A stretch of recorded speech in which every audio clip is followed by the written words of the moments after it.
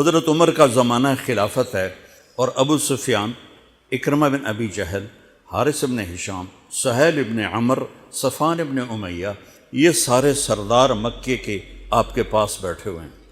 اتنے میں حضرت بلال آئے تو آپ نے کہا آپ لوگ تھوڑا پیچھے ہو جاؤ۔ پھر حضرت سلمان آ گئے، آپ نے کہا آپ لوگ تھوڑا پیچھے ہو جاؤ۔ پھر مقداد آ گئے، آپ نے کہا آپ لوگ تھوڑا پیچھے ہو جاؤ۔ پھر ابو ہریرہ آئے، آپ نے کہا آپ لوگ تھوڑا پیچھے آ جاؤ۔ پھر سلمان فارسی آئے، آپ نے کہا آپ لوگ تھوڑا پیچھے ہو جاؤ۔ جیسے جیسے پرانے صحابہ آتے گئے ان کو ہٹاتے ہٹاتے جوتیوں تک پہنچا دیا، تو وہ غصے سے نہ اٹھ کے باہر نکل گئے۔ اور ابو سفیان کہنے لگے یہ کیا کیا ہے، عمر نے ہمارے ساتھ غلاموں کو آگے بٹھایا ہے اور ہمیں جوتوں پہ بٹھا دیا۔ تو سہیل بن عمر کہنے لگے ابو سفیان، عمر کا قصور نہیں ہمارا قصور ہے، ہم نے اسلام لانے میں دیر کی، انہوں نے جلدی کی، وہ آگے نکل گئے۔ اب یہ سرداران مکہ ہیں اور یہ فتح مکہ پہ ایمان لائے ہیں، لمبا زمانہ صحبت بھی نہیں ہے، پر قربان جاؤں۔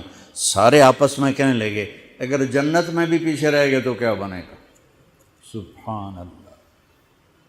تو سارے واپس آ گئے، کہنے لگے عمر جو تو نے کیا ہمارے ساتھ ٹھیک ہے، لیکن ہمیں فکر یہ ہے کہ اگر ہم جنت میں بھی ایسے ہی تمہارے اس طرح پیچھے رہ گئے تو ہمارا کیا بنے گا؟ کوئی راستہ بتاؤ کہ ہم تم سے آگے تو نہیں نکل سکتے، برابر تو ہو جائیں۔ افراد تیار کی، افراد۔ آپ نے فرمایا کہ تم اللہ کے راستے میں نکل جاؤ، جس میں وہ نکلے تھے تم بھی نکل جاؤ، اپنی جانوں کے نذرانے دو تو انشاءاللہ ہمارے ساتھ ہو جاؤ گے۔ انہوں نے کہا ٹھیک ہے۔ تو یہ سارے حضرات مکہ آئے اور انہوں نے مکہ چھوڑا، اور 400 قریشی نوجوان، 400 انہوں نے ہجرت کی۔ ملک شام میں جہاد ہو رہا تھا۔ جب حارث ابن ہشام، یہ کون ہیں؟ یہ ابو جہل کے بھائی ہیں، چھوٹے بھائی، یہ ایمان لے آئے تھے فتح مکہ پر۔ ان کو چھوڑنے کے لیے مکے کا بچہ بچہ باہر نکلا، اور جب وہ مکے سے باہر آ گئے تو وہ سب رونے لگے کہ یہ تو اب واپس نہیں آئیں گے۔ تو حضرت حارث کھڑے ہو گئے اور فرمایا کہ میں تمہارا رونا دیکھ رہا ہوں، اللہ کی قسم مکے سے محبوب کوئی جگہ نہیں ہے، لیکن اللہ کے نبی کی آواز پر ہمارے نوکروں نے لبیک کہا، اور وہ اتنا آگے جا چکے ہیں کہ اگر مکہ کے پہاڑ سونا بن جائیں اور میں سارے خرچ کر دوں تو میں ان کے ایک مٹھی جو انہوں نے اس وقت اللہ کے نام پہ خرچ کیا تھا، میں اس کے برابر بھی نہیں پہنچ سکتا۔ ہم اپنی جانیں دے کر شاید وہاں تک چلے جائیں۔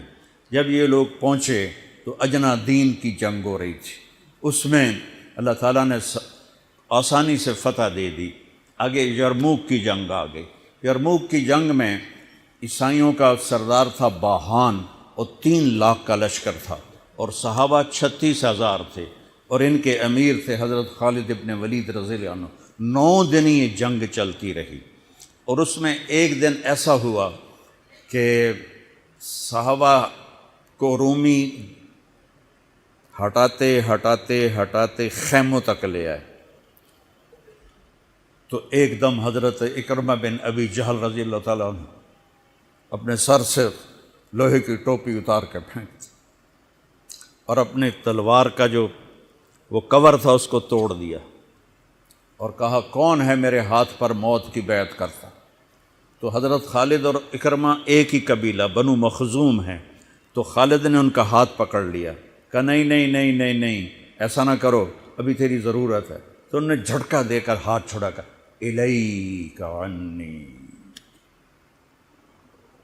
میں اس کا ادب والا ترجمہ ہی کروں گا کہ مجھ سے دور ہو جاؤ، لیکن انہوں نے بہت سخت لفظ استعمال کیا، بہت سخت لفظ استعمال، الیک عنی، ہٹ جا پرے۔ میں وہ ترجمہ نہیں کر رہا ہوں، مقام ادب کی وجہ سے بتا، پیچھے ہٹ جا۔ انی و ابی کان من اشد الناس عداوۃ لرسول وافر منکم اليوم، ساری زندگی میں اور میرا باپ اللہ کے نبی کی دشمنی میں گزار دی، اور آج جب اس داغ کو دھونے کا وقت آئے تو میں بھاگ جاؤں گا، میں نہیں ٹلوں گا۔ تو سب سے پہلے کس نے بیعت کی؟ ان کے بیٹے عمر بن اکرمہ نے، اور وہ جو 400 قریشی تھے ان سب نے ان کے ہاتھ پر بیعت کی، اپنی تلواروں کے کور توڑ دیے، اپنی ٹوپیاں اتار کے پھینک دی اور سینہ سپر ہو گئے، گھوڑوں سے اتر گئے اور سینہ سپر ہو گئے، اور لڑتے لڑتے رومیوں کو پیچھے دھکیلا اور رومیوں میں بھگدڑ مچ گئی۔ جو ہی بھگدڑ مچی تو حضرت خالد بن ولید دوڑے دوڑے واپس آئے، اکرمہ کدھر ہے، اکرمہ کدھر ہے؟ کہا جی وہ پڑے ہیں۔ دیکھا تو وہ آخری سانسوں میں تھے، اور ان کے بیٹے عمر وہ شہید ہو چکے تھے، دونوں باپ بیٹا قریب قریب تھے۔ تو حضرت عمر کو انہوں نے اپنی یہاں پنڈلی پہ رکھا اور حضرت اکرمہ کو گود میں لے لیا اور پانی لے کر منہ میں ٹپکایا، تو حضرت اکرمہ نے آنکھیں کھولی، کہا کون؟ کہا میں خالد۔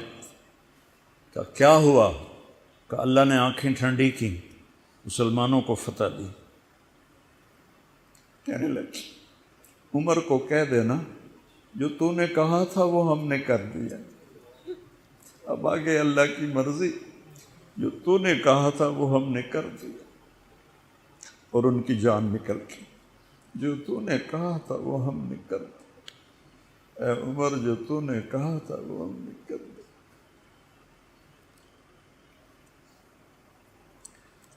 اور خالد بن ولید کو غصہ آ گیا، جوش آ، غصہ نہیں جوش آ گیا۔ عرب جب خوش ہوتے تھے تو باپ کے نام سے پکارتے تھے، جب غصے ہوتے تھے تو ماں کے نام سے پکارتے تھے۔ حضرت عمر کے باپ کا نام خطاب ہے اور ماں کا نام ہے حنتمہ، تو حضرت خالد بن ولید نے کہا اب حنتمہ کا بیٹا یہ نہیں کہہ سکتا کہ سرداروں نے قربانیاں نہیں کی۔ میرے نبی نے ایک نسل تیار کی، یہ نبیوں کے کام کا مقصد تھا کہ انسانوں کو ایسا بنانا کہ وہ اللہ کو راضی کرنے والے بنیں اور اللہ کی محبوب زندگی اپنائیں۔ نکلنے کا پہلا مقصد ہی یہ ہے کہ میری ذات بنے۔ سارے جنت میں چلے جائیں، میں جہنم میں چلا جاؤں تو مجھے کیا فائدہ ہوا؟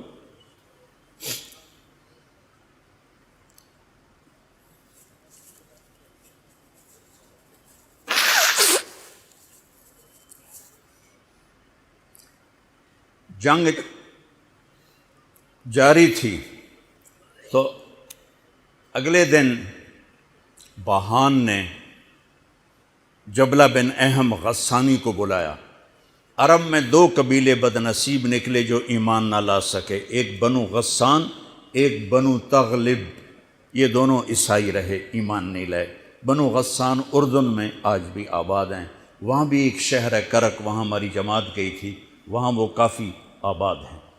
تو بہان نے اسے بلایا کہ تم ایسا کرو، تم آج اپنے عرب لشکر کو لے کر، عرب لوہے کو کاٹے گا، ان پہ اٹیک کرو، پھر جب تم شکست دو گے پیچھے ہم آ جائیں گے۔ تو وہ 60,000 تھے عرب اس میں، اس کے غسانی اور باقی ملے ہوئے۔ تو یہ چونکہ آمنے سامنے لشکر تھے تو خالد بن ولید تک یہ خبر پہنچ گئی، ابو عبیدہ رضی اللہ تعالیٰ عنہ۔ ابو عبیدہ اس وقت امیر بن چکے تھے، حضرت خالد کو حضرت عمر نے ہٹا دیا تھا۔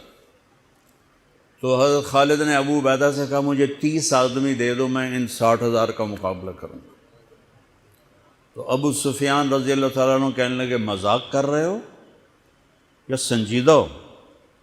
کہنے لگے کفر میں تو بڑا دلیر بنتا تھا، بزدل بنتا ہے۔ کہنے نہیں، بزدلی کی بات نہیں، انصاف کی بات ہے۔ اگر تم نے کوئی جوہر دکھانا ہے تو 60 تو کرو، ایک کے مقابلے میں 1,000۔ تو ابو عبیدہ کہنے لگے یہ ٹھیک ہے، ابو خالد 60 لے جاؤ۔ کبھی دنیا میں نے بہت تاریخ پڑھی اللہ کے فضل سے، آپ نے بھی سنی ہوگی یا پڑھی ہوگی، کبھی دیکھا ہے کوئی ایسے انسانوں کا مجمع جو 60 کو لے کے 60,000 پہ حملہ کرنے چل پڑے؟